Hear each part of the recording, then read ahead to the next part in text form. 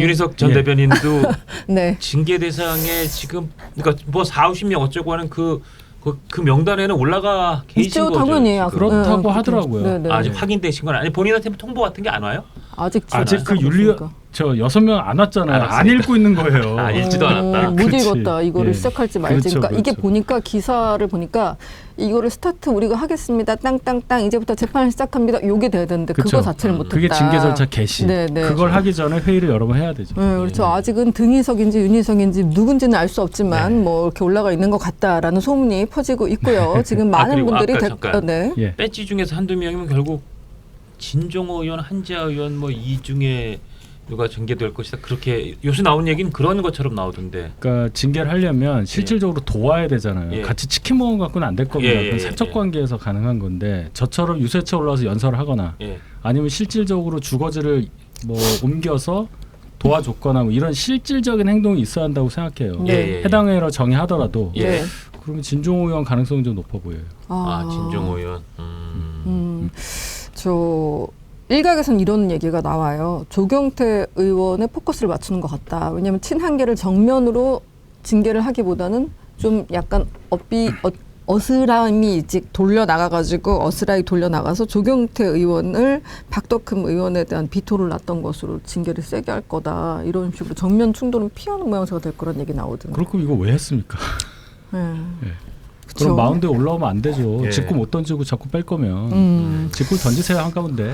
그렇습니다. 자, 이 와중에 지금 많은 분들께서 추가로 윤리위에 누구를 추천할 것인지 댓글로 달고 계신데 저희가 말씀을 안 드려도 아는 그 소중한 이름이 올라오고 있습니다. 예. 또 이 와중에 징계 걱정되셨는지 벌써 좋아요 1000개 돌파했습니다. 오늘은 좋아요 땡겨주세요라고 해달라고 못할 것 같아요. 왜냐하면 좀 기운이 없으실 것 같아서. 제가? 네, 아니요, 네, 아닌 네. 것 같아요. 아니에요. 저는 늘 똑같아요. 아유, 그렇습니까? 자, 7천만 땡겨줘요. 어휴. 달려보겠습니다. 네, 5천 달려보겠습니다. 정도가 합리적이지 않아. 일단 7천. 네, 7천에 좀 왕자시니까. 네.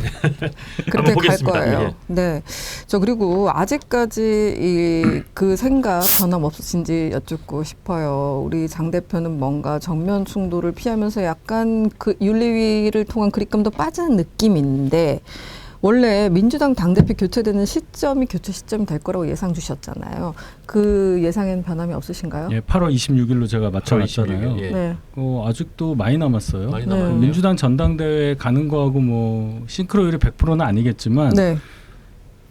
저희도 뭐 그런 시끄러운 소리가 계속 나고 있잖아요. 네. 어쨌든 네. 예. 그러면 이 징계에 대해서 관심이 엄청 많을 거고 적어도 7월 가기 전에는 뭐 징계 절차 개시된 대상이 누구냐는 나올 겁니다. 그렇죠. 그럼 대한과 미래 등 네. 당에서 글쎄요 가만히 계실 분들이 그렇게 적을까요? 지난번보다 훨씬 많을 것 같고 이대로 못 간다는 생각 분명히 할 거예요. 지금 아니면 연말로 갈 겁니다.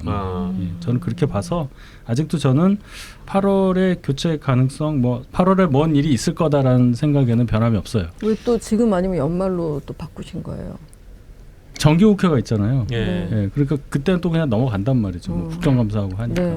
예, 그런 이성권 또 달라지죠. 의원이 어디 라디오에 나와서 필요하면 연판장 같은 걸 네. 돌릴 수도 있다는 얘기 한 것도 이게 또 연판장이란 그 단어가 갖고 있는 이 뭔가 강한 신호 강한 그렇죠. 게 있잖아요. 의미가 있죠. 그럼 이게 정말 그 미래 대안과 미래 이런 데서도 이제 행동으로 나설 수도 있다. 그런 말씀하신 것처럼 정말 8월 말 이전에 뭔가 행동으로 갈 수도 있겠다는 생각도 들어요. 그러니까 대한감일의 입장에서도 계속 우리가 뭐 할 거야 했는데 그동안 뭐 실제 행동에 옮긴 게 없었잖아요. 예.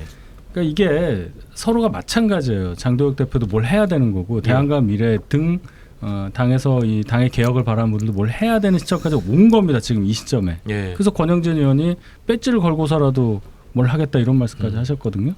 그러니까 전하고는 좀 양상이 달라지지 않을까. 그러면 네. 요거만 여쭤볼게요. 행동으로서 연판장이 됐든 그런 뭔가 이게 완전히 변곡점이 됐구나, 양질 전환이 이루어지는구나, 그런 장도혁 대표 그 거취에 상당히 큰 돌발 변수가 발생했구나. 그러니까 어느 거를 기점으로 해서 발동이 될까요? 그러니까 뭐 징계의 수위나 이런 거로 따질 때 현역 의원 징계 절차 개시가 딱 나오면 현역 뭐 의원 예를 들어 징계 진종호, 절차 개시가 나오면. 뭐 조경태 의원도 마찬가지예요. 조경태 의원 포함해서 그 내용과 상관없이 지금 이 상황에서 당 소속 의원에 대한 징계가 맞는 거냐 거기에다 원론적인 질문이 나올 거기 때문에 그렇게 되면은 뭐라도 하실 걸로 보이고 밖에서는 그러잖아요. 단식 투쟁이라도 해라. 그거 어떻게 버틸 거냐. 근데 뭐 그렇게까지는 제가 안 보지만 물리적으로 뭔가를 할 거는 같아요. 그게 이제 하나의 수단은 연판장이 될 가능성이 크죠. 예. 알겠습니다. 네. 또 이 와중에 이제 지지율도 좀 살펴보면서 가게 될 것 같다라는 말씀 드리고요. 저희가 지금 굵직굵직하게 이제 국가 전체를 살피면서 늘 유쾌한 뉴스트라 다무스지만 국가 전체를 살피면서 봐야 될 이슈들이 많아요. 2차 종합특검 관련해서 짚어보도록 하겠습니다. 2차 종합특검이 한동훈 의원에 대해서 내린 출국 금지 조치 아직 풀지 않는 걸로 확인이 됐는데요. 아직도 안 풀고 있죠? 네. 네. 안 풀린 걸로 알고 있어요. 외통위원인데. 그렇죠. 이거 어떡하란 말입니까? 그러니까요. 국정감사 때 뭐 혼자 못 가는 거예요. 못 가는 거죠, 네. 이제. 예. 큰일 났네요. 네. 연장하진 않겠죠? 그러니까 이게 끝나는 지금 네네. 있는 거를 풀지 않고 그러니까 연장 안 하고 가만 두더라도 제가 듣기로는 10월은 돼야 이게 뭐 아, 그래요? 시한이 그렇다고 들었어요. 아, 12일. 예, 12일이에요? 네네.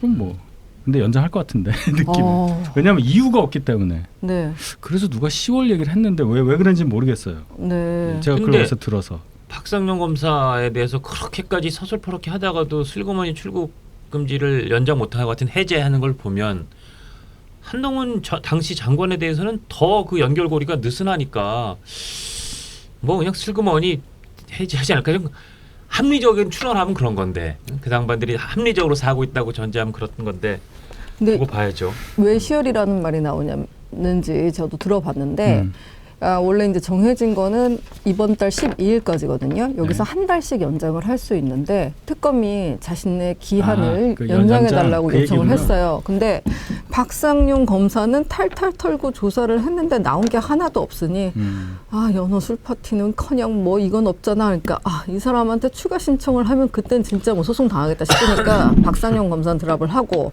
대신에 이게 대통령의 하명 아래 법무부 장관을 통해 뭔가 이슈가 있었다. 뭔가 예, 수사 개입이 있었다라는 이슈이기 때문에 대통령 밑에 한 명 걸어야 되잖아요. 그래서 연장을 하는 그런 행동을 할 수도 있다. 모양새를 네. 예, 뭐가 있는 것처럼. 근데 네. 그때 상황을 다른 사람들은 그때 이미 윤석열 대통령과 한동훈 법무장관은 대통령 말을 법무장관이 잘 안 듣는 상황으로 가 있던 시점이란 걸 알기 때문에 그걸 엮는 게 굉장히 무리하게 엮는다. 그 생각이 그 상황을 아는 사람들한테는 생각이 들 텐데. 상황을 아는 사람은 그 상황에 대해서 이렇게도 말해요.